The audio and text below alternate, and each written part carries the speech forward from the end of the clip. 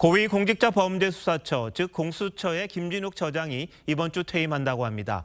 공수처가 그동안 존재감조차 없다는 지적이 많았는데 문제가 뭔지 한번 따져보겠습니다. 홍영 기자, 공수처장 임기가 몇 년이길래 벌써 끝납니까? 그렇게나 됐나요, 벌써? 네, 공수처는 권력형 비리 수사 전담기구로 문재인 정부 검찰개혁의 상징이었죠. 지난 2021년 1월 출범했는데요. 3년 임기를 채운 김진욱 처장은 구구하게 말하긴 그렇지만 오해가 많았고 나중에 역사의 평가를 받을 거라고 했습니다. 공수처가 별로 한 게 없다는 언론의 비판적인 보도를 반박한 겁니다. 자, 3년 동안 수사 성과가 어땠길래 이런 말이 나오는 겁니까?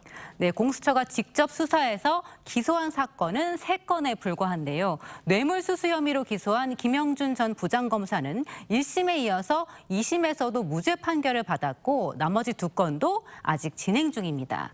공수처가 그동안 5차례 청구했던 구속영장은 모두 기각됐습니다. 출범 초기이고 인력 부족 등 어려움을 감안하더라도 초라한 성적입니다.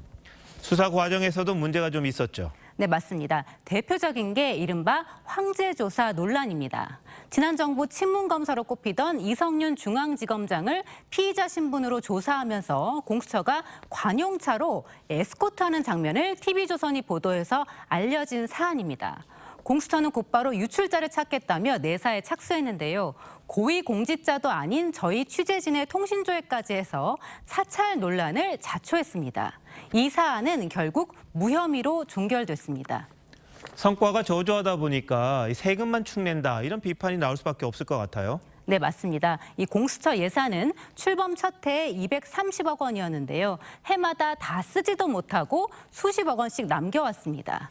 그런데도 올해 지난해보다 17% 늘어난 207억 원이 배정돼서 예산 과다 편성이라는 말이 나왔습니다. 자, 초대 처장은 이제 임기를 마쳤고 그럼 누가 다음을 하느냐 이게 또 중요할 것 같은데 정해졌습니까? 네, 이 후임 인선도 늦어지고 있는데요. 이 후보 추천위가 최종 2명을 추천하면 대통령이 지명하고 국회 인사청문회를 거쳐야 해서 당분간은 공백이 불가피합니다. 김진욱 처장은 공수처의 정부 태극 문양이 이 정치적인 중립과 독립이라는 취지에 어긋난다면서 연구 용역에만 5천만 원을 들여서 이 로고를 바꿨는데요. 공수처가 제 역할을 하려면 로고만 바꿀 게 아니라 다 바꿔야 한다는 말이 나옵니다. 검찰이 정말로 이거는 눈치 보느라고 못하겠구나. 그렇지만 우리가 독립된 기관이니까 한번 제대로 해보자 하는 사건에서 한 건이라도 성과를 내셨다면 그랬다면은 아마 국민들의 전폭적인 지지를 받았을 겁니다. 자, 공수라는 게 이제 빈손이잖아요. 이 공수처가 빈손으로 끝날 게 아니라 정말 공직자를 제대로 수사하는 기관이 됐으면 하는 바람인데 대대적인 변화가 필요해 보입니다. 홍영 기자, 잘 들었습니다.